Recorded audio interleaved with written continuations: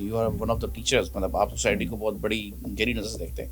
Do you think کہ societies ایسی ہوتی ہیں جیسی ہماری سوسائٹی ہے؟ سوسائٹی کے ساتھ جو مسئلے ہیں ان مسائل کے پر بات کرنا بھی ایک ٹیچر کی ذمہ داری ہو سکتی ہے اور ہونی بھی چاہیے. ایز اے نیشن ہم نے اپنے آپ کو انڈیویجولیٹی کے اندر گھیر لیا ہے. ہمارا تعلیمی نظام, ہمارے استاد, ہمارا سلیبس اور ہمارا یہ پورا سسٹم بتاتا ہے کہ آپ ایک انڈیویجول ہے, آپ نے محنت کرنی ہے, آپ نے آگے بڑھنا ہے, آپ نے جو نا یہ ریس میں حصہ لینا ہے. سر یہ بتائیں پاکستان کی تعلیم کو کہاں دیکھتے ہیں؟ دیکھیے پاکستان کی تعلیم تو برباد ہو چکی ہے اس وقت. اگر میں آپ کے سامنے یہ بات کہوں کہ پورے پاکستان میں اس وقت جو یونیورسٹیز میں جو اسٹوڈنٹس ہیں وہ 0.8% ہیں. تو دفاع بھی ضروری ہے میرا خیال. دفاع ضروری ہے, بالکل ہے. اگر آپ ایک ریاست کی بات کریں کہ اس ریاست کا ڈیفینس اس لیے ضروری ہے کہ کوئی دوسری ریاست آپ پر قبضہ نہ کرے. اگر آپ کا ملک ایجوکیٹڈ نہیں ہے, لوگ پڑھے لکھے نہیں ہیں, سوشلی آپ لوگ بہتر نہیں ہیں, تو آپ کا دفاع بھی کسی کام کا نہیں ہے. سوویت یونین کے پاس بہت اسلحہ تھا, پوری دنیا میں سب سے زیادہ USSR کے پاس, لیکن کولیپس کر گیا. ایک ٹرینڈ چل پڑا ہے رجیم چینج کا. ہم نے ایک دو پڑوسی ممالک میں بھی دیکھا, ایک ادھر کہ سری لنکا میں رجیم چینج آ گئی ہے, بنگلہ دیش میں نوجوانوں نے یہ کر دیا, تو پاکستان میں بھی similar sort of movement is going to take place. Pakistan میں رجیم چینج کا معاملہ اس طرح سے نہیں ہے. اس کی سب سے بڑی وجہ یہ کہ ہماری ریاست خود جو رجیم چینج کرنے والے ان کے ساتھ ہیں, جبکہ نظام پر جو کویشچن ہونا چاہیے وہ جو ہے نیریٹو غائب ہے. آپ ہی اکیلے. سر نظام پہ کچھ سن کر نظام الدین ایکشن میں آ جاتا ہے.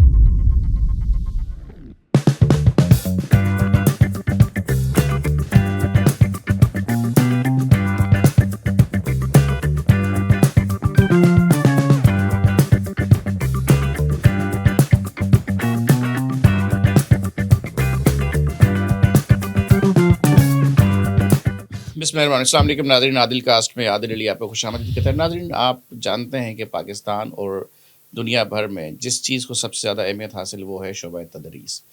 ہمیشہ سے یہ احساس بہت خوش آئند ہوتا ہے کہ آپ کسی تدریسی عمل سے وابستہ شخصیت سے ملاقات کریں اور اس سے گفتگو کریں, اور گفتگو سے کچھ ایسی چیزیں کشید کرنے کی کوشش کریں جو کہ واقعی آج کے دور میں, آج کے جو اسپیشل جو آج کا جو مشکل ایرا جو جنریشن کو فیس کرنا پڑ رہا ہے, اس میں ان کو کچھ سبق آموز باتیں پریکٹیکلی مل سکیں اور جو واقعی اپلیکیبل ہوں لائف میں, کہ زندگی ایسے بھی گزاری جا سکتی ہے, اور جو ٹراماز ہیں وہ صرف آپ کے ساتھ نہیں, سب کے ساتھ.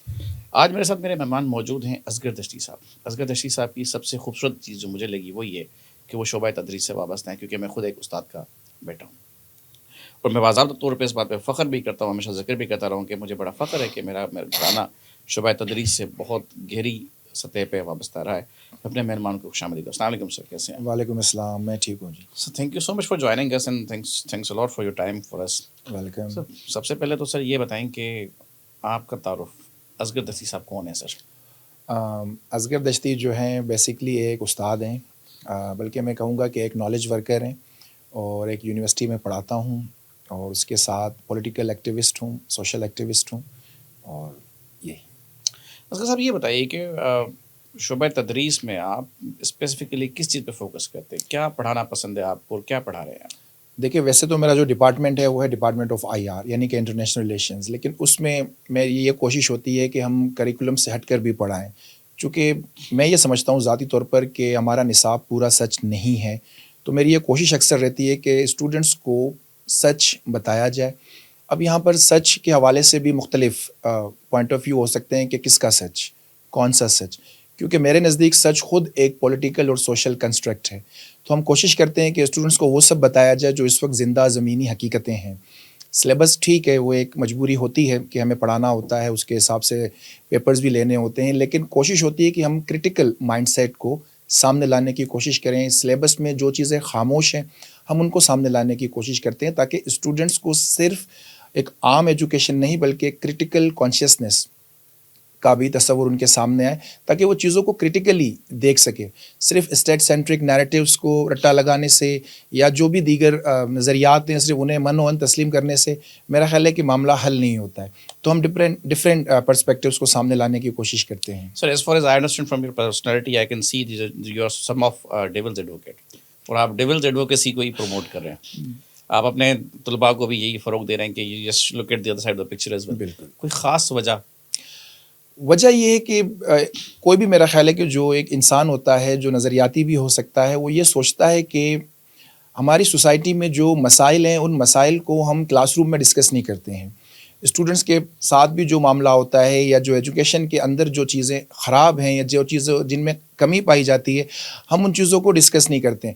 اور دیکھیں دنیا بھر میں جو ہے ادر پکچر دکھائی جاتی ہے. میرا خیال ہے کہ ایک بہترین ایجوکیشن سسٹم تو وہی ہو سکتا ہے جس میں آپ تمام نظریات کو پڑھائیں, جس میں ہم تمام پرسپیکٹیوز کو سامنے رکھیں. صرف ایک لائن پر لوگوں کو چلانا میں سمجھتا ہوں کہ انہیں علمی طور پر غلام بنانا ہے. سر پاکستان میں یہ بھی تو سب سے بڑا مسئلہ ہے, نظریات کس کے, ہاں کس کی یہ نظر ایک مسئلہ ہے. بالکل آپ صحیح کہہ رہے ہیں. بہرحال coming back to the topic, کیونکہ میں آف اس پہ نہیں جانا چاہ رہا, یہ بتائیں آپ ایک ایسے جنریشنل پیریڈ میں پڑھا رہے ہیں جہاں پہ most of the times you are, مطلب میرا خیال ہے ملینیلس تو اب کراس کر گئے, you are dealing with Gen Zs. Sir Gen Z کیا ہے؟ دیکھیں میرے نزدیک جین زی جو ہے یہ کوئی ایج گروپ نہیں ہے. اتنا کیوں ڈسکشن میں کیوں اتنا یہ؟ ہاں آپ کی بات بالکل صحیح ہے. دیکھیں ہمارے یہاں پر جین زی کو صرف ایک ایج گروپ کے طور پر لیا گیا ہے کہ جی یہ اس سن سے لے کر اس سن تک پیدا ہونے والے لوگ. میرا خیال ہے کہ ایسا نہیں ہے اور اس کو اس طرح سے نہیں سوچنا چاہیے. ٹھیک ہے اس کی جو بھی ایک فارمل ڈیفینیشن اپنی جگہ پر موجود ہے. دیکھیں جین زی وہ جنریشن ہے اس وقت جنہوں نے پاکستان کے سیاسی, سماجی, معاشی اور ثقافتی کنٹراڈکشنز کے اندر آنکھ کھولی ہے, اور جو ان کی ڈیولپمنٹ ہوئی ہے وہ اس طرح کے ایک پولیٹیکل سینیریو میں ہوئی ہے جب ہم نے دیکھا کہ ٹیررزم تھا, خودکش بم دھماکے تھے, انسانی بدن کے چیتڑے اڑ رہے تھے, بے روزگاری ہے, انسرٹینٹی ہے, فیوچر کا پتہ نہیں ہے. اس میں جین زی بہرحال کویسچنس کر رہی ہے. جین زی دیکھیں مسئلہ یہ ہے کہ جو بھی اسٹیٹ سینٹرک نیریٹیوز ہے جین زی ان کو ماننے کے لیے اس طرح سے تیار نہیں ہے. میں چونکہ ایک ٹیچر ہوں اور میں کلاس میں جب پڑھاتا ہوں تو چونکہ اسٹوڈنٹس کے ساتھ ہمارا ایک فریلی کنورسیشن بھی ہوتا ہے تو وہ باقاعدہ تمسخر اڑاتے ہیں اساتذہ کے نظریات کا کہ یہ ٹیچر کیا پڑھا رہا ہے, یہ ہمیں پروفیسر کیا پڑھا رہا ہے, یہ تو جی امن کی قانون کی بات کرتا ہے, جبکہ امن کہاں ہے, قانون کہاں ہے. تو جین زی ایک تو وہ جو لیکچر دیا جا رہا ہے, جو نظریات پڑھائے سمجھائے جا رہے ہیں, جبکہ جو ان کی اپنی زندگی کا جو ایکسپیرینس ہے وہ بہت ڈفرینٹ ہے. تو اس لیے وہ کویسچن کرتا ہے. وہ جین زی یہ سمجھتا ہے کہ کوئی بھی نظریہ, کوئی بھی سچ, کوئی بھی تھیوری ان کویسچن نہیں ہے. تو وہ سوال کرتا ہے اور اس سوال کے جواب میں ہمارا رد عمل بعض اوقات بہت ڈفرینٹ ہوتا ہے. ہم کبھی اس کو مانتے ہیں اور کبھی اسے ہم ٹوٹلی ڈسکارڈ کرتے ہیں.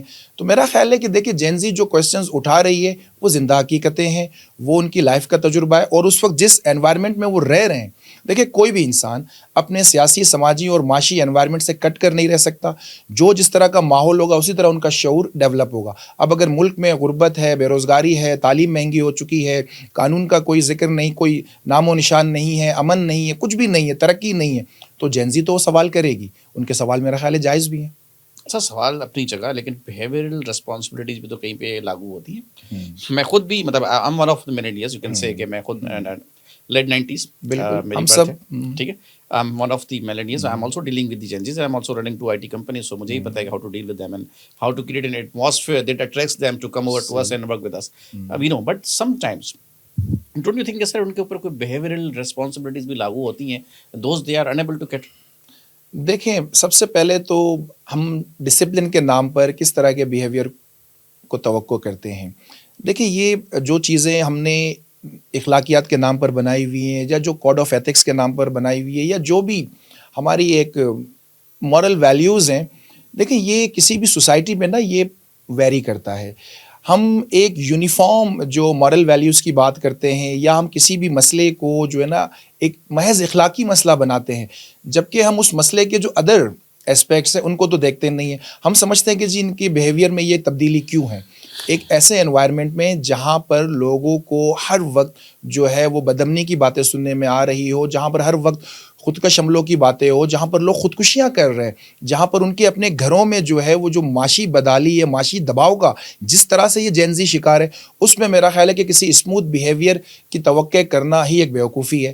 تو جس طرح کے حالات ہیں بیہیویئر اسی طرح سے ڈیولپ ہوگا. بیہیویئر نہ تو خلا میں بنتا ہے نہ فضا میں بنتا ہے, یہ ایسی سوسائٹی سے ڈیولپ ہو کر آتا ہے. تو ان کے جو بھی سائیکولوجیکل ایشوز ہیں, سوشل ایشوز ہیں, ان کے جو ایموشنل ایشوز ہیں, اسی کے مطابق ان کا بیہیویئر ہمارے سامنے آتا ہے. تو مسئلہ بیہیویئر نہیں ہے, مسئلہ یہ کہ یہ بیہیویئر کیوں ہے اس کو کویسچن کرنا چاہیے, اس کو ریوزٹ کرنا چاہیے. سر ہاؤ اباؤٹ سوسائٹی, مطلب آپ جو سوسائٹی کی بات کریں, you are one of the teachers, مطلب آپ سوسائٹی کو بہت بڑی گہری نظر سے دیکھتے ہیں. ڈو یو تھنک کہ سوسائٹیز ایسی ہوتی ہیں جیسی ہماری سوسائٹی ہے؟ دیکھیں سب سے پہلی بات یہ ہے کہ اب ٹیچرز بھی سوسائٹی کو اس طرح سے نہیں دیکھتا, بلکہ وہ بھی صرف اپنی جاب کرتا ہے, پڑھاتا ہے اور گھر چلے جاتا ہے. تو یہ اب اسٹیریو ٹائپس ہی بن چکے ہیں کہ جی ٹیچرز بہت کچھ دیکھ رہے ہیں, ایسا کچھ بھی نہیں ہے, وہ اپنی جاب کر رہے ہیں اس وقت. کوئی کالج میں ہے, کوئی اسکول میں ہے, کوئی یونیورسٹی میں. چلیں اصغر دشتی صاحب اپنی ذاتی نظر تو رکھتے ہیں نا. ہاں, لیکن یہ ہے کہ ہونا چاہیے ایک ٹیچر کو بھی جو ہے نا سوشلی انگیج ہونا چاہیے, سوشلی کنیکٹ ہونا چاہیے. دیکھیں علم جو ہے وہ بھی تو ایسی سوسائٹی میں سے ہی آتا ہے. اب ہم اگر سماج کو نظر انداز کریں اور ہم صرف ایک ایبسٹریکٹ اور میکینیکل انالیسس کرتے رہیں اور جی کہ ایسے ہونا چاہیے ایسے ہونا چاہیے, تو یہ میرا خیال ہے کہ اب چل نہیں رہا ہے. تو ہمیں خود اپنے ایز اے ٹیچر اپنے رویوں کو بھی ریوزٹ کرنا چاہیے اور دیکھنا چاہیے کہ ہم نے خود کو تبدیل کیا یا نہیں کیا. دیکھیں سماج تو تبدیل ہو رہا ہے, ہم مانیں یا ہم نہ مانیں تبدیلی تو آ رہی ہے, بہت نئی نئی چیزیں سامنے آ رہی ہے, لیکن ہم اپنے جو ہے نا قائم شدہ بیانیوں پر ہی فوکس کرتے ہیں اور ہم ابھی تک اپنے ہی قائم شدہ بیانیوں کے اندر ہی اپنی زندگی گزار رہے ہیں, جبکہ نیچے بہت کچھ تبدیل ہو چکا ہے. تو میرا خیال ہے کہ ٹیچر جب تک سماجی نہیں ہوتا میرے نزدیک وہ ایک اچھا استاد بھی نہیں ہوتا. اور دیکھیں تعلیم کا ایک اگر پہلو آپ دیکھیں تو وہ لوگوں کو سماجی فہم بھی دیتا ہے. صرف یہ نہیں کہ آپ کلاس روم میں جا کے ٹیچنگ کریں, تدریس کریں, آپ سلیبس کمپلیٹ کروائیں, جاب کریں, سیلری لیں اور گھر چلے جائیں. سوسائٹی کے ساتھ جو مسئلے ہیں ان مسائل کے پر بات کرنا بھی ایک ٹیچر کی ذمہ داری ہو سکتی ہے اور ہونی بھی چاہیے. سر دیکھیں پاکستان میں تو جنگ ہی ساری بیانیے کی ہے, آپ نے بیانیے کی بات تو ہمارا تو ملک چلی بیانیے میرا, صبح ہم کچھ شام میں کچھ, وہ کہتے ہیں جو کرشمہ آپ کا اس نے ساز کرے, یہ جملہ میں اکثر اپنے تمام پروگرام میں کہہ رہا ہوں. بات دراصل یہ بھی ہے سر کہ ایز اے نیشن ہم نے اپنے آپ کو انڈیویجولیٹی کے اندر گھیر لیا. ہم کلیکٹیو ایفرٹس پہ بلیو نہیں کرتے, ہم سمجھتے ہیں کہ ہمارے اپنے اپنے مسائل حل ہوتے رہیں اور ملک ایسے ہی چلے گا. میرا خیال ایسے تو قومیں نہیں چلتی سر. بالکل آپ نے صحیح کہا. دیکھیے جو انڈیویجولزم ہے نا یہ کہاں سے ڈیولپ ہوتا ہے. ہمارا جو ایجوکیشنل سسٹم ہے کلاس 1 سے لے کر آپ اس کو یونیورسٹی تک لے جائیں, وہاں ایک بچے کو ایک اسٹوڈنٹ کو as an individual he raise کیا جاتا ہے. ہم اسٹوڈنٹس کو کلیکٹیو ٹیم ورک نہیں سکھاتے. اس لیے آپ دیکھیں کہ یہ جب بڑے بھی ہوتے ہیں تو یہ کلیکٹیولی کوئی کام نہیں کر سکتے, ان کے پاس وہ ٹریننگ نہیں ہے, وہ سرٹن ان کے پاس وہ انوائرمنٹ چونکہ ان کو نہیں ملا ہوا ہوتا ہے کلیکٹیو کام کرنے کا. ہمارا تعلیمی نظام, ہمارے استاد, ہمارا سلیبس اور ہمارا یہ پورا سسٹم بتاتا ہے کہ آپ ایک انڈیویجول ہے, آپ نے محنت کرنی ہے, آپ نے آگے بڑھنا ہے, آپ نے جو نا یہ ریس میں حصہ لینا ہے. اب نظام چاہے آپ کے مخالف ہو, آپ سوئمنگ اگینسٹ اسٹریم کر رہے ہو, آپ آگے نہیں بڑھ پا رہے ہو, لیکن کلیکٹیو ازم جو ہے وہ چونکہ ہمارے نظریات کے خلاف جاتے ہیں تو اس لیے ہم لوگوں کو ایز این انڈیویجول ریس کرنے کی بات کرتے ہیں کہ آپ ہیں, آپ کا دکھ آپ کا ہے, آپ بے روزگار ہیں تو آپ ایفرٹ کیجیے, آپ کے پاس تعلیم نہیں ہے تو پیسے دے کے خریدیے. جبکہ نظام پر جو کویشچن ہونا چاہیے وہ جو ہے نیریٹو غائب ہے, آپ ہی اکیلے ہیں. سر نظام پہ کچھ سن کر نظام الدین ایکشن میں آ جاتا ہے انفارچونیٹلی. سر یہ بتائیں پاکستان کی تعلیم کو کہاں دیکھتے ہیں آپ؟ دیکھیے پاکستان کی تعلیم تو برباد ہو چکی ہے اس وقت. اگر میں آپ کے سامنے یہ بات کہوں کہ پورے پاکستان میں اس وقت جو یونیورسٹیز میں جو اسٹوڈنٹس ہیں وہ 0.8% ہیں. 0.8 یعنی کہ کوئی 19,40,000 بنتے ہیں. اور بدقسمتی دیکھیے, ستم ظریفی دیکھیے کہ ہماری ریاست کے پاس, ہماری حکومت کے پاس ان 0.8% آف پاپولیشن کے لیے وسائل نہیں ہیں, ریسورسز نہیں ہیں. اسٹوڈنٹس خودکشیاں کر رہے ہیں, اپنی فیسز پے نہیں کرتے ہیں. چونکہ میرا تعلق یونیورسٹی سے تو مجھے پتا ہے کہ جب بی ایس فرسٹ سیمسٹر میں اگر 40 اسٹوڈنٹس ہمارے پاس آتے ہیں تو آپ یقین کیجئے کہ 8 سیمسٹر میں رہتے رہتے وہ 5, 7, 12 ہو جاتے ہیں. ایک ہیوج ڈراپ آؤٹ ریٹ ہے, ہیوج, کیونکہ لوگ فیسز پے نہیں کر پا رہے ہیں. اور ہماری اسٹیٹ یہ کہہ رہی ہے کہ اب جو ایجوکیشن ہے یہ آپ خود حاصل کریں. جو اسٹیٹ انویسٹمنٹ ہے, جو پبلک انویسٹمنٹ ہے وہ یونیورسٹیز میں, اسکولز میں, کالجز میں نہ ہونے کے برابر رہ گئی ہے. اوور آل تو یہ 2% ہے, لیکن ظاہر ہے اس میں آپ کرپشن اور یہ سب چیزیں نکال دیں تو کتنا اس پہ خرچ ہوتا ہے اور اس کا کیا ٹرکل ڈاؤن ایفیکٹ آئے گا تو وہ کہیں نہیں ہے. اگر آپ ایجوکیشن پہ خرچ نہیں کریں گے تو پھر آپ کو سیکیورٹی پہ خرچ کرنا پڑے گا, پھر آپ کو پولیس پہ خرچ کرنا پڑے گا, پھر آپ چوروں کو, ڈاکوؤں کو, دہشت گردوں کو ہی پال رہے ہیں اگر آپ انہیں ایجوکیشن نہیں دیں گے. تو یہ ایک مسئلہ ہے, لیکن وہاں پر یہ خرچ کرنے کے لیے تیار ہیں, لیکن یہ لوگوں کو تعلیم دینے کے لیے تیار نہیں ہے. کیونکہ تعلیم دیکھیں اب ایک پرائیویٹائز ہو چکا ہے. ایون جو ہمارے پبلک سیکٹر یونیورسٹیز ہیں یا جو دیگر کالجز وغیرہ ہیں وہاں اس کے اندر بھی انٹرنل پرائیویٹائزیشن ہے. بلاک اے جو ہے یہ فلاں سیٹ لگائے گا, بلاک بی جو ہے یہ فلاں بینک لگائے گا, بلاک سی یہ فلاں کارپوریٹ سیکٹر کا کوئی بندہ اس کو ڈونیشن دے. تو یہ انٹرنل پرائیویٹائزیشن ہے. تو دس از کمرشلائزیشن آف ایجوکیشن, اور یہ انسانی حق اب نہیں رہا ہے. جیسے ہم انسانی حقوق کی بات کرتے ہیں, فنڈامنٹل رائٹ ہے, اور ایجوکیشن کا حق ہے, حق تعلیم ہے, لیکن عملاً یہ کہیں موجود نہیں ہے سوائے کاغذوں کے. Sir one of the most profitable business being a student of business, I understand کہ آج کل پاکستان کے دور میں if you have heavy investments put on some university, آپ تعلیم پہ انویسٹ کرتے ہیں, وہ تو پاکستان کا سب سے بڑا پروفیٹیبل بزنس ہے. آپ نے بات کی کہ آپ کو سیکورٹی پہ انویسٹ کرنے پڑے گا, دفاعی اداروں پہ, افواج پہ, پولیس پہ, ایجنسی پہ, etcetera. As you can see now, just now, if you can just look at the international world, you might have seen some incidents. Some of the some of the armed forces have picked up the presidents of some countries. کچھ لوگوں نے کچھ ممالک کے صدور کو بھی اٹھا لیا ہے. تو what do you think کہ مطلب کیا وہاں پہ تعلیم نہیں تھی یا پھر دفاع نہیں تھا؟ دیکھیں, اس کو آپ کارپوریٹ امپیریلزم کے فریم ورک میں رکھ کے دیکھیے گا کہ ایک ایسا ملک جہاں پر تیل ہے, اس تیل پر قبضہ کرنے کے لیے وہاں کے پریزیڈنٹ اور اس کی وائف کو بھی اغوا کر دیا جاتا ہے, چونکہ امریکہ یہ سمجھتا ہے کہ اس تیل کو یوز کرنے کا حق میرا ہے, اور وینیزویلا جو ہے وہ اس کو ہم اس مارکیٹ سے کاٹنا چاہتے ہیں. امریکہ کے پاس دو طریقے ہیں, یا تو اپنی پپٹ گورنمنٹ قائم کی جائے اور اس کے ریسورسز کو ایکسپلائٹ کیا جائے, یا رجیم چینج کر کے جو ہے اس مارکیٹ پر ڈائریکٹ قبضہ کیا جائے. یہ سب جو جتنی پوری مارکیٹ ہے, آئل انڈسٹری ہے, وہ بہت سے لوگوں کو مقابلے سے باہر رکھنا چاہتی ہے تاکہ ہماری چیزیں سامنے آئیں.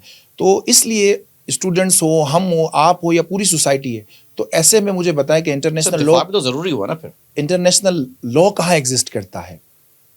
اس کا مطلب ہے کہ کوئی عالمی قانون نہیں ہے. دیکھیں, یہ ہمارے پاس ایک بہت بڑی غلط فہمی ہے کہ ہم ان چیزوں کو نا بہت تعریفی انداز میں پیش کرتے ہیں. قانون اور جوڈیشری اور انٹرنیشنل آرڈر اور یو این, یہ سب کے سب کالونیل ادارے ہیں. ان کی ایک کالونیل لیگیسی ہے.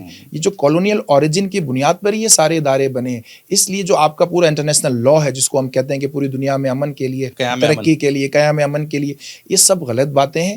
مسئلہ یہ کہ سیکنڈ پوائنٹ آف ویو سامنے نہیں آ رہا کہ ان کی کالونیل اوریجنز کیا کیا ہیں. ایک پورے یورپی کولونائزیشن کے دوران یہ سارے ادارے ایمرج ہوئے ہیں, چاہے وہ لیگ آف نیشن ہو, چاہے وہ یو این ہو, آپ کا انٹرنیشنل لا ہو.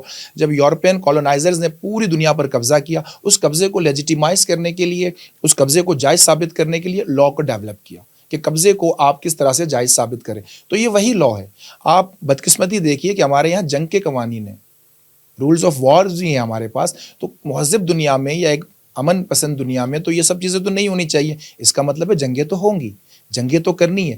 جہاں سرمایہ ہے وہاں جنگیں ہوں گی, جہاں کیپٹل ہے وہاں جنگیں ہوگی, اور یہ جنگیں کبھی بھی نہیں رکے گی جب تک. جنگیں تو دیکھیں, وار ایک انڈسٹری ہے. میں ایک چھوٹا سا آپ کے سامنے تو میں ایک بہت چھوٹا سا تو فل مکتب ہوں, لیکن ایز آئی کین انڈرسٹینڈ کہ جو تھرڈ ورلڈ کنٹریز ہیں ہمارے جیسی, the subcontinent you can call, اور you can see the first world, ان کی جو نمود و نمائش ہے اسلحے کی, جو اسلحہ انہوں نے بنائے بیچنا کا ہے, تو جنگیں یہیں پہ لگنی ہے. وہ دونوں ہاتھوں سے دونوں ممالک کو آپس میں ایک دوسرے لڑوا رہے ہوتے ہیں. اس کو بھی دے رہے ہیں دوستی ابلیس سے بھی سجدہ خدا کو بھی والی کہانی ہے. تو ان کا تو مزاج ہی کچھ اس طرح کا. لیکن اس سارے سینیریو میں جہاں پہ بات وہی آ جاتی ہے کہ ان ممالک نے وہ برائے نام ایک انٹرنیشنل لاز اور قانون کی بالادستی اور قیام امن اور انٹرنیشنل ریگولیشن سے, بات وہی کہ جس کی لاٹھی اس کی بھینس. تو دفاع بھی ضروری ہے میرا خیال ہے. دیکھیں, دفاع ضروری ہے, بالکل ہے.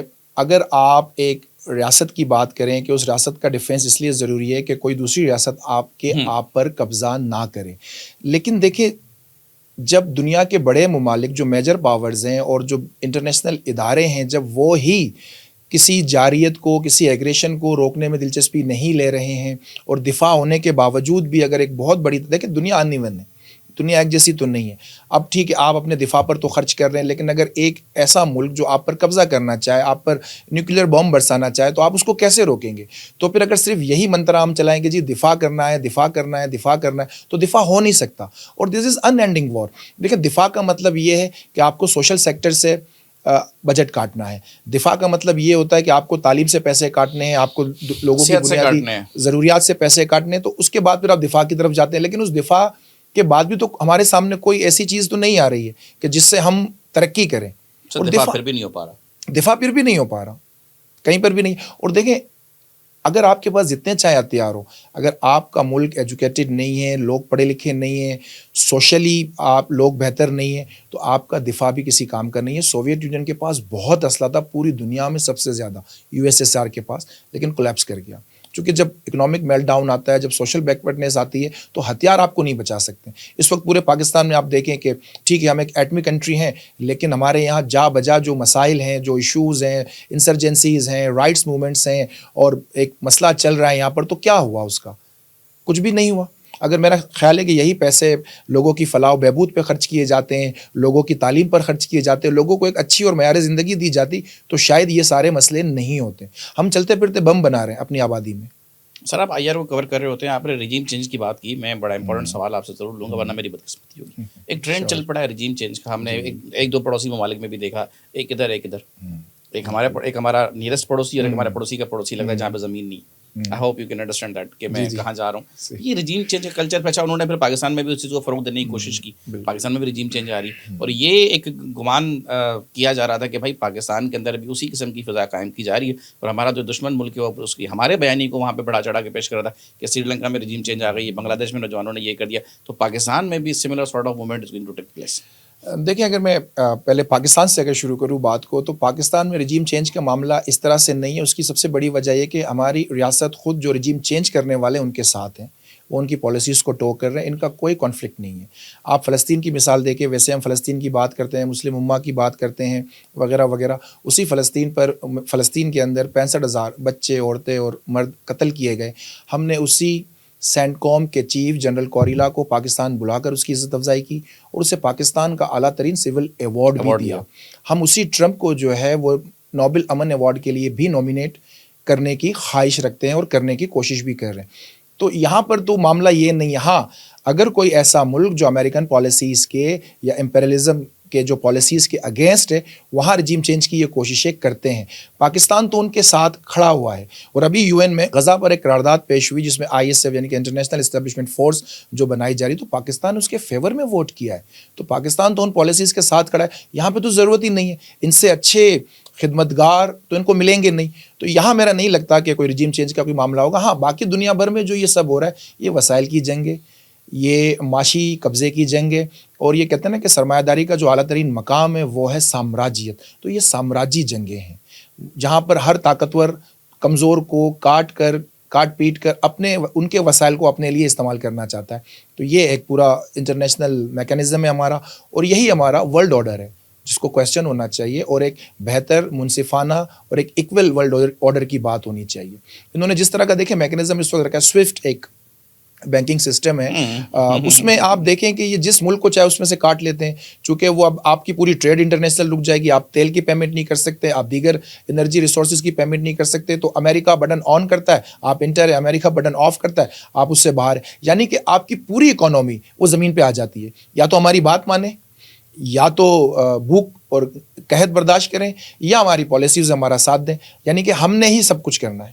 تو یہ ہے. سر آپ پاکستان کی طرف آتے ہیں, پاکستان کے حالات کو اس وقت, پاکستان کی زمینی حالات کو کیسے دیکھتے ہیں آپ؟ دیکھیں, زمینی حالات تو بہت خراب ہیں. اگر آپ کا نیشنل میڈیا کچھ نہیں بتا رہا تو اس کا یہ مطلب نہیں ہے کہ حالات ٹھیک ہیں. آپ کا مین اسٹریم میڈیا اگر کچھ نہیں کہہ رہا تو اس کا یہ مطلب نہیں ہے کہ حالات ٹھیک خراب نہیں ہیں. حالات بہت خراب ہیں. دیکھیں, میں نے آپ کو کہا کہ جس ملک میں 0.8% پاپولیشن یونیورسٹی تک پہنچتی ہے, کہ 1% بھی نہیں ہے نا, تو آپ خود طے کر لیں کہ اس ملک کا آنے والا مستقبل کیا ہے. یعنی کہ 19 لاکھ نوجوانوں کو چھوڑ کے باقی جو, چونکہ پاکستان دیکھیں, پاکستان میں نوجوانوں کی تعداد بہت زیادہ ہے, جو ایج گروپ ہے یہ 60 تک تقریباً یہ اس طرح کا یہ پہنچا ہوا ہے. اب 60 میں سے جو ہے 59% سم تھنگ وہ تو ہائر ایجوکیشن ہی حاصل نہیں کر رہی. تو آپ انہیں کیا بتائیں گے؟ یہ چھوٹی موٹی جاب کر کے یہ ظاہر ہے پھر اینٹی سوشل ایکٹیویٹیز کی طرف جائیں گے. اور ہمارے پاس پورے پاکستان میں 2.5 کروڑ بچہ اسکول نہیں جا پاتا. یہ رپورٹس آ چکی ہیں کہ 2.5 کروڑ بچے وہ ہیں جو اسکول کی شکل نہیں دیکھتے. ایسے میں یہ کہنا کہ پاکستان کا مستقبل بہتر ہے, یہ ایک جھوٹ ہے, یہ ٹوٹل بکواس بات ہے. کوئی مستقبل بہتر نہیں ہے. وہی بچے 2.5 کروڑ جب بڑے ہوں گے یہ کیا کریں گے؟ پڑھے لکھے لوگ اپنی زندگیاں نہیں گزار پا رہے ہیں, ان کے پاس جابس نہیں ہیں, انسرٹینٹی ہے, ان کا فیوچر ڈارک ہے. جنہوں نے MS کیا ہوا ہے, جنہوں نے PhD کیا ہوا ہے, یقین کیجئے کہ وہ بے روزگار گھوم رہے ہیں, اور 50, 60, 70 ہزار روپے کی جابس ان کو نہیں مل پا رہی ہیں. چونکہ میری فیلڈ ہے MS, ہمارے پاس بچے جاتے ہیں ہر سال MPhil کر کے, MS کر کے, PhD کر کے, نوکریاں نہیں ہیں, کانٹریکٹ پہ کام کر رہے ہیں. تو پھر وہ ہماری آبادی, ہمارے وہ مستقبل کے سٹیزنز جن کے پاس بیسک ایجوکیشن نہیں ہے, وہ کیا کریں گے؟ تو ٹھیک تو نہیں ہے معاملہ. تو سر اس میں تعلیمی اداروں کا بھی قصور نہیں ہے؟ جیسے میں سوال تو میرا ڈفرینٹ تھا, بٹ یہ میرے اچانک دماغ میں آیا. آپ نے سب کو آپ نے ایکسیس دے دیا MS کا بھی, سب کو, سب ہر بندہ MPhil بھی کر لے گا, پھر وہ جس کے 18 سال ہو گئے وہ PhD میں بھی انرول ہو جائے گا. تو آپ نے تو اپنی تمام ڈگریز کی وقت تو خود ہی کرا دی ہے. پاکستان میں ڈیمانڈ تو ہے نہیں, سپلائی آپ دیے جا رہے ہو. ہر 6 مہینے بعد یونیورسٹی یہاں پہ ہزاروں گریجویٹس پھینک دیتی ہے, اور آپ کا انڈسٹری بھی نہیں ہے, اور آپ یوٹیلائزیشن بھی نہیں ہے. اور سیلف امپلائمنٹ ہمارے ہاں فری لانسنگ ایک آج تک ابھی ایسی چیزیں جس کو ہم سمجھ ہی نہیں پائے کہ اس کے مطلب وہ بی یور اون باس والا کلچر ہے، وہ ہم سمجھ ہی نہیں پائے کہ وہ ہے کیا. تو یہ ہمارے تعلیمی ادارے کیوں کوئی چیک اینڈ بیلنس نہیں رکھتے سر؟ دیکھیں پاکستان میں جو بھی پالیسی اڈاپٹ کی جاتی ہے، اگر کوئی یہ سمجھتا ہے کہ وہ پاکستان کی کیبنٹ یا منسٹر آف ایجوکیشن یا کوئی بھی ریلیونٹ منسٹری کرتی ہے تو یہ غلط فہمی ہے. ہماری جو پوری ایجوکیشنل پالیسیز ہے، خاص طور پر جو ہائر ایجوکیشن کی جو پالیسیز ہے، یہ ورلڈ بینک کی طرف سے آئی ہیں. 2002 میں ہمارے ایچ ایس سی بنی، higher education commission. H S C نے جو ہے پروموٹ کیا کہ جی لوگوں کو اب جو ہے نا پوسٹ گریجویٹ کرنا چاہیے، ایم فل ایم ایس کرنا چاہیے، پی ایچ ڈیز کرنا چاہیے.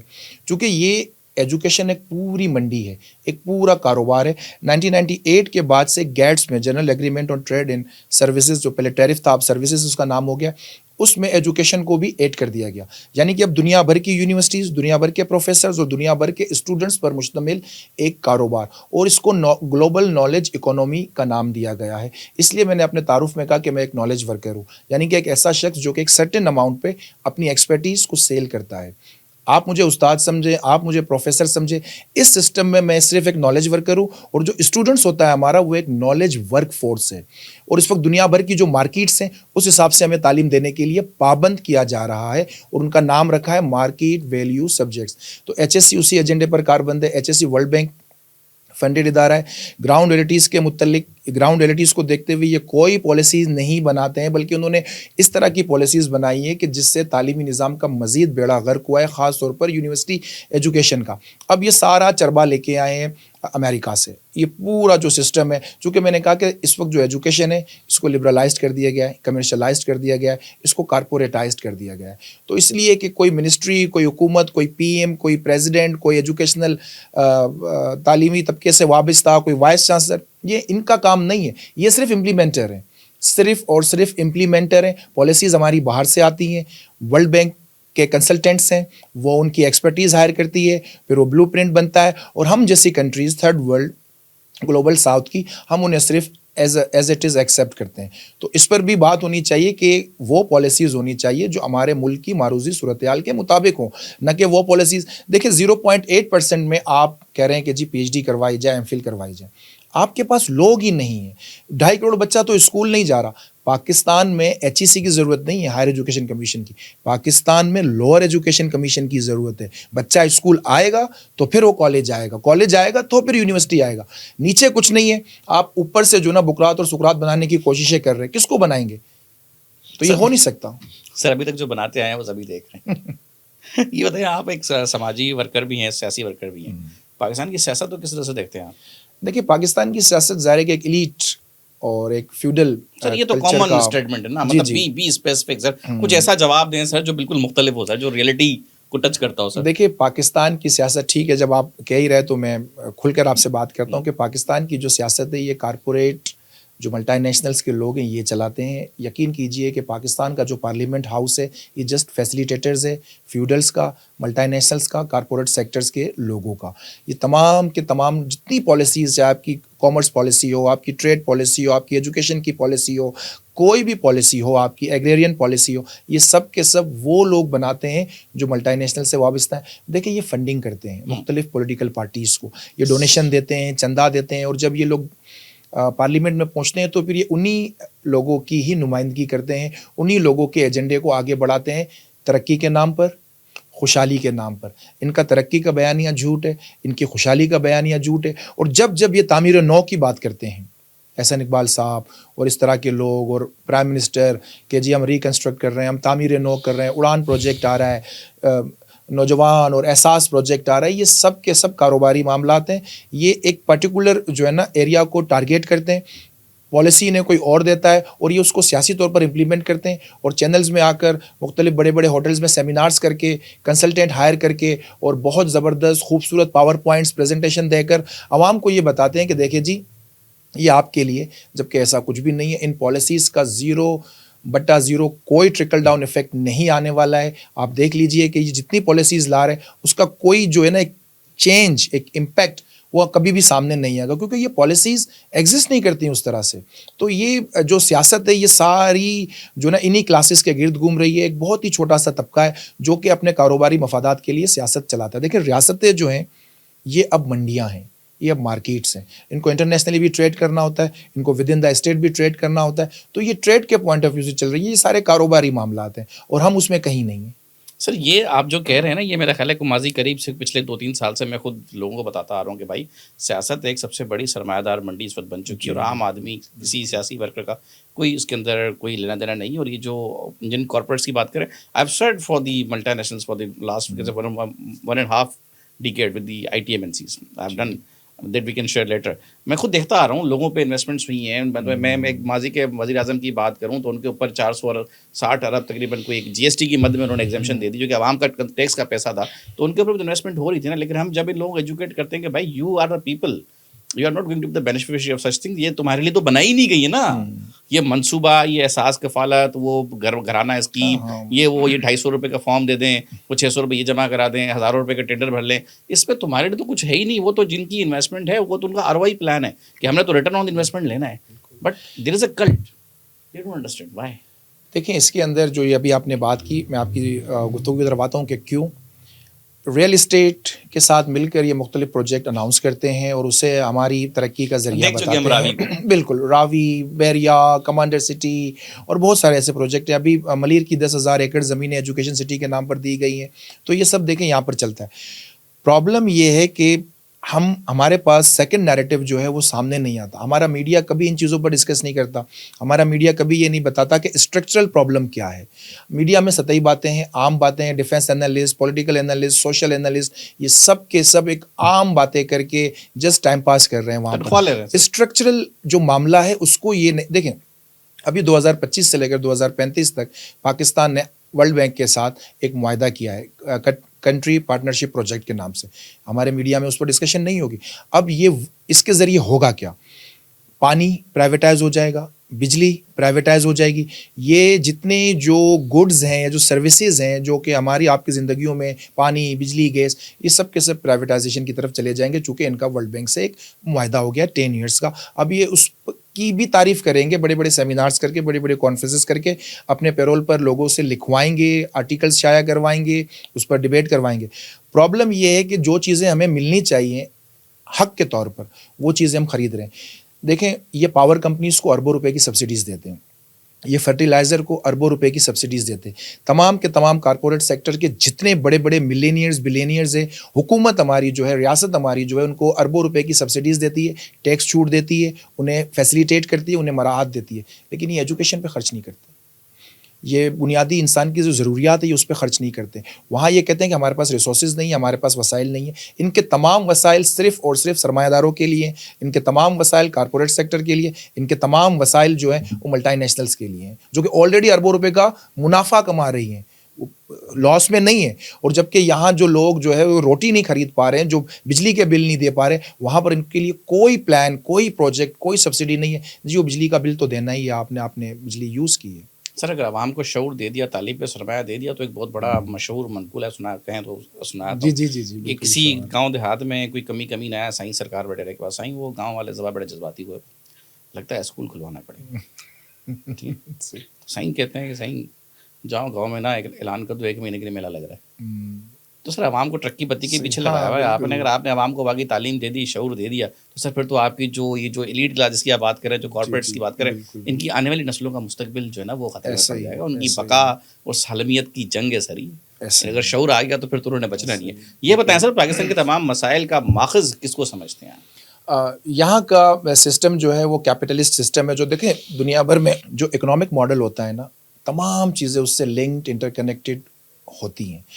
جو اکنامک ماڈل ہوتا ہے اس کو پروٹیکٹ کرنے کے لیے اسی طرح کا ایک پولیٹیکل سسٹم لایا جاتا ہے, جو کہ اس ایکسپلوٹیٹو جو اکنامک ماڈل ہے, جو کہ استحصال کرتا ہے, جو لوگوں سے ان کی زندگیوں کو برباد کر دیتا ہے, اس اکنامک ماڈل کو برقرار رکھنے کے لیے ہمارے پاس ایک پولیٹیکل سسٹم ہے, اور جو کہ ایلیٹ پولیٹیکل سسٹم جس کو آپ کہہ سکتے ہیں, یا وہ انڈر کارپوریٹ سیکٹر ہے. اس کو ماننے کے لیے عوام کیسے مانے؟ دیکھیں گرامچی کہتا ہے کہ ریاست جو ہے وہ طاقت کا اظہار صرف بندوق سے نہیں کرتی ہے بلکہ آپ کے کنسنٹ سے بھی کرتی ہے. اب آپ اس پولیٹیکل سسٹم کو جو بیسکلی جبر پر مبنی ہے اور اس معاشی نظام کو جو بیسکلی استحصال پر مبنی ہے مانے کیسے؟ اس کے لیے آتا ہے نظام تعلیم. اس کے لیے آتا ہے کلاس 1 سے لے کر یونیورسٹیز تک ایک پروپیگنڈا ایجوکیشن کہ ان تمام چیزوں کو فطری بنا کر پیش کیا جائے, ان تمام چیزوں کو ازلی, ابدی اور بہت نیچرل بنا کر پیش کیا جائے. اگر آپ غریب ہیں تو جی آپ نے تو غریب رہنا ہی ہے, غریب تو ہوتا ہے, ایسا نہیں ہے. اگر کوئی غریب ہے تو یہ سسٹم کی وجہ سے ہے. تو یہ پوری کی پوری جو ایک سسٹم آپ دیکھیں کہ یہ اکنامک, پھر اس کے بعد پولیٹیکل, پھر اس کے بعد ایجوکیشنل, یہ آپس میں انٹر کنیکٹڈ ہیں, ایک دوسرے کو سپورٹ کرتے ہیں. اس لیے جو ڈفرینٹ پوائنٹ آف ویو ہوتا ہے, جو ڈسینٹنگ وائسز ہیں, ان کے لیے آپ کو کہیں جگہ نہیں ملے گی. جو متبادل آوازیں ہیں ان کے لیے کہیں جگہ نہیں ملے گی. ان کو کرش کرنے کے لیے یہ پیکا ایکٹ لے کے آتے ہیں, ان کو دبانے کے لیے یہ PPO پاکستان پروٹیکشن آرڈیننس لے کے آتے ہیں, تاکہ جو ڈفرینٹ وائسز ہیں, جو ڈسینٹنگ وائسز ہیں, انہیں ختم کر دیا جائے. دیکھیں لوگ بات کرتے ہیں کہ دیکھیں یہ جو نظام ہے معیشت کا, اس میں ہم کہیں نہیں ہیں. یہ جو سیاسی نظام ہے اس میں ہم کہیں نہیں ہیں. یہ جو تعلیمی نظام ہے اس سے ہم کہیں نہیں ہیں. لیکن یہ ان آوازوں کو دبانے کی کوشش کرتے ہیں. اور پھر دیکھیں یہ مختلف جو میلوں ٹھیلوں کے ذریعے, وہ آپ نے سنا ہوگا نا کبھی کہ بادشاہ سلامت جشن کا اعلان کرتا تھا ریاست میں اپنی, بادشاہوں کے زمانے میں, شہنشاہوں کے زمانے میں. آج کے ہمارے جدید جشن کیا ہے؟ لٹریچر فیسٹیولز, فلاں پروگرام, عوام کو بس وہی ہلا گلا, لاؤتی میلہ, عوام کو آپ وہیں لگا دیں, میوزک میں, قوالی میں, ناچ گانے میں. ٹھیک ہے, دیکھیں آرٹ کے حساب سے ہم ان چیزوں کو مانتے ہیں, ان چیزوں کی حقیقت ہے. لیکن اگر وہ آرٹ بھی کارپوریٹ سیکٹر کو سرو کر رہا ہو اور لوگوں کو جسٹ اپیز کر رہا ہو, اور ان کو ایک فیبریکیٹڈ انداز میں کہ آپ کی زندگیاں ٹھیک ہے, تو یہ غلط ہے. تو یہ میں سمجھتا ہوں کہ یہ سب چیزیں بھی ٹولز ہوتے ہیں عوام کے کنسنٹ کو برقرار رکھنے کے لیے, کہ دیکھیں جی سب صحیح ہے اور آپ ہلا گلا کریں, آپ فیسٹیولز میں جائیں, آپ لٹریچر کی بات کریں. لٹریچر پہ سوال آتا ہے کہ کون سا لٹریچر؟ سر اب تو غریب کا جو لباس ہے, جو زیب تن کرتا ہے, اس کے بھی فیشن شوز ہوتے ہیں. ہاں بالکل, میں اس پہ I can go on and on and on, but بالکل بالکل پھر ظاہر ہے ابھی آپ نے پیکا کا ذکر کر دیا ہے تو میں کچھ کہنا نہیں چاہتا. لیکن اب تو آپ جو فیشن شوز میں غریب کے لباس کو بھی زیب تن کرتے ہیں, پھر آپ بتاتے ہیں کہ نہیں غربت ایک فطری چیز ہے, اور اگر تم غریب پیدا ہو تم غریب ہو, ایسا نہیں ہے. پھر آ جاتا ہے آپ کا ایک ڈفرینٹ طبقہ جو کہتا ہے کہ نہیں یہ تو اللہ تعالیٰ کے معاملات ہیں. اللہ تعالیٰ نے تمہیں غریب گھرانے پیدا کیا, اللہ تعالیٰ نے بندے کو اشرف المخلوقات بنا کے محنت کرنے کا راستہ بھی دیا نا کہ بھائی تو ہلا کر میں وسیلہ کروں گا, میں تو قادر مطلق العنان ہوں, میں تو سب کچھ کر سکتا ہوں. لیکن اگر ایک طبقہ موجود ہے جو کہ یہ مجھے سکھا رہا ہے کہ تم دنیا کو چھوڑو, تم جنت کماؤ, تو میرا خیال ہے کہ اس پہ میں آلریڈی بہت کچھ بتا چکا ہوں. ریلیجیس نیریٹیوز کو بہت یوز کیا ہے لوگوں کو اپیز کرنے کے لیے. دیکھیں لوگوں کو تعلیم کے نام پر, مذہب کے نام پر, سماج کے نام پر, اور سو کال ڈسپلن کے نام پر یہ ہمیشہ کوشش کرتے ہیں کہ وہ ان باتوں کو مانیں جو باتیں جو ریاستی نظریات کے متعلق ہیں. جو بھی اسٹیٹ سینٹرک نیریٹیوز ہیں یہ سمجھتے ہیں کہ آپ کو یہ ماننی چاہیے, آپ مطلب ڈفرینس کی طرف نہ جائیں, اور جو بھی ہے آپ اس کو مانیں. ہم سمجھتے ہیں کہ اسی کو تو چیلنج ہونا چاہیے, انہی چیزوں کو چیلنج ہونا چاہیے. سر ہو ہیز ٹو چیلنج؟ میں سوال کنکلوژن کی طرف آتا ہوں. سر یہ بتائیں کہ آپ کی جو پولیٹیکل آئیڈیالوجی ہے وہ کس کو اٹریکٹ کرتی ہے, ہوم ڈو یو انسپائر؟ مطلب آپ کیا سمجھتے ہیں کہ پاکستان کے اس وقت لیفٹسٹ, رائٹسٹ یا پھر ریجیم چینجرس, کس کا اسکوپ ہے, کس کو آنا چاہیے, کیا کرے گا, کون آئے گا؟ دیکھیں میں سچ کہوں تو پاکستان کے لیفٹ گروپس کام تو کر رہے ہیں, لیکن ظاہر ہے کہ یہ اتنے زیادہ طاقتور تو نہیں ہے, یا اسپیس اگر تھوڑی بہت عوام کی سطح پر ہے لیکن وہ اس لیول پر نہیں ہے, یا وہ مقدار نہیں ہے جو کہ کوئی میننگ فل چینج کی طرف جائیں. اپنی آواز اٹھاتے ہیں, ڈینٹ ڈالنے کی کوشش کرتے ہیں, پالیسیز کو کرٹیسائز کرتے ہیں, لیکن ظاہر ہے کہ عوام کی ایک بہت بڑی فالوونگ نہیں رکھتے.